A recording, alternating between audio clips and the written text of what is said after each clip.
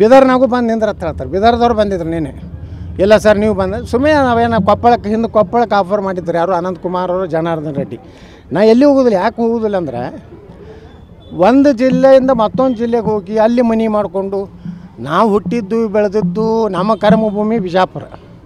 ನಾವು ಏನು ಮಾಡಿದ್ದೆಲ್ಲ ಇಲ್ಲೇ ಮಾಡಿವಿ. ಸುಮ್ಮನೆ ಇಲ್ಲಿದ್ದು ಅಲ್ಲಿ ಹೋಗಿ ಅಲ್ಲಿಯವ್ರಿಗೆ ಡಿಸ್ಟರ್ಬ. ಅಲ್ಲಿ ಸಮರ್ಥರು ಭಾಳ ಮಂದಿ ಇದ್ದಾರೆ. ಬಾಗಲಕೋಟ್ನಾಗ MP ಆಗ್ಬೇಕನ್ನೋರು ಭಾಳ ಮಂದಿ ಇದ್ದಾರೆ. ಮತ್ತು ಜನ ಈಗ MP ಗಳು ಮೊತ್ತಿ ನೋಡಿ ನಮ್ಮ ಮೊತ್ತಿ ನೋಡಿ ಓಟ್ ಹಾಕೋದಿಲ್ಲ, ನರೇಂದ್ರ ಮೋದಿಯವ್ರ ಮೊತ್ತಿ ನೋಡಿ ಓಟ್ ಹಾಕ್ತಾರೆ. ಅದಕ್ಕೆ ಯಾರು ಕೊಟ್ರು ನಾವು ಒಂದು ಮಾತು ಹೇಳಿಬಿಟ್ಟಿನಿ, 28 ಲೋಕಸಭಾದೊಳಗೆ ವಿಜಯೇಂದ್ರನ ವಾಹನ, ವಿಜಯೇಂದ್ರನ ಹೆಲಿಕಾಪ್ಟರ್ ತೊಗೊಂಡು ಅಡ್ಡಾಡೋದಿಲ್ಲ. ನನ್ನ ಸ್ವಂತ ರೊಕ್ಕ, ನನ್ನ ಸ್ವಂತ ಪೆಂಡಾಲ್ ತೊಗೊಂಡು ನರೇಂದ್ರ ಮೋದಿಯವ್ರು BJP ಪ್ರಚಾರ ಮಾಡ್ತಾರೆ.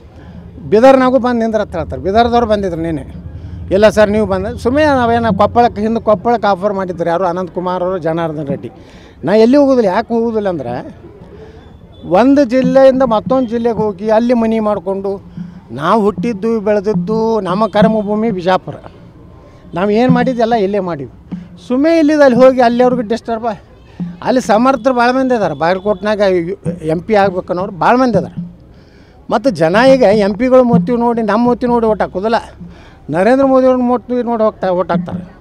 ಅದಕ್ಕೆ ಯಾರು ಕೊಟ್ರು ನಾವು ಒಂದು ಮಾತು ಹೇಳಿಬಿಟ್ಟಿನಿ, 28 ಲೋಕಸಭಾದೊಳಗೆ ವಿಜಯೇಂದ್ರನ ವಾಹನ, ವಿಜಯೇಂದ್ರನ ಹೆಲಿಕಾಪ್ಟರ್ ತೊಗೊಂಡು ಅಡ್ಡಾಡೋದಿಲ್ಲ. ನನ್ನ ಸ್ವಂತ ರೊಕ್ಕ, ನನ್ನ ಸ್ವಂತ ಪೆಂಡಾಲ್ ತೊಗೊಂಡು ನರೇಂದ್ರ ಮೋದಿಯವ್ರು BJP ಪ್ರಚಾರ ಮಾಡ್ತಾರೆ.